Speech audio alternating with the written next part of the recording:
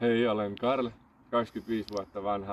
Asun nykyään Joensuussa ja muutin tänne yliopiston takia. Opiskelen nyt 4. vuotta luokanopettajaksi ja sitten kun valmistun myöskin käsityöopeksi.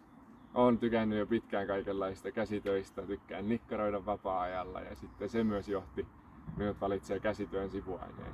Tykkään myös historiasta ja olen lukenut sitä. Toivon myös jonakin kauniina päivänä saada sen sivuaine kokonaisuuden pakettiin. Mutta katsotaan miten käy. Tykkään vapaa-ajalla harrastaa kaikenlaisia pallopelejä ja käydä kuntosalilla. Yleisesti myös olla luonnossa, liikkuu raittiissa ilmassa. Se on musta mukavaa. Sitten opettajana on jonkun verran saanut kokemusta erityisesti valmistavan opetuksen luokilta. Olen myös itse S2-taustainen, mikä on auttanut mua jotenkin eläytymään näiden oppilaiden maailmaan. Ja se on myöskin heistä ollut musta iso juttu, kun on kertonut, että on maahanmuuttajataustainen ja kuitenkin päässyt yliopistoon ja opettajaksi.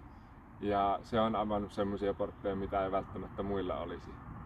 Ja sitten tietysti harjoittelujen myötä on tullut erilaista kokemusta alakoulun eri luokka-asteilta. Ja sitten on myös jonkun verran maahanmuuttaja-aikuisten parista, kun olen heille opettanut suomea.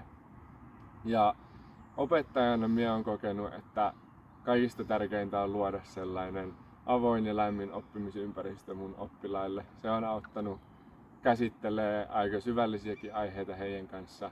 Yleisesti tykkään käyttää sellaista keskustelevaa otetta opetuksessani ja olen huomannut, että myös tosi vaikeiden konseptien käsittely pienten oppilaiden kanssa onnistuu, kun siihen ottaa vaan aikaa ja on rauhallinen, on lämmin, kuuntelee heidän ajatuksia, antaa niille arvon ja yleisesti yrittää pitää hauskaa samalla.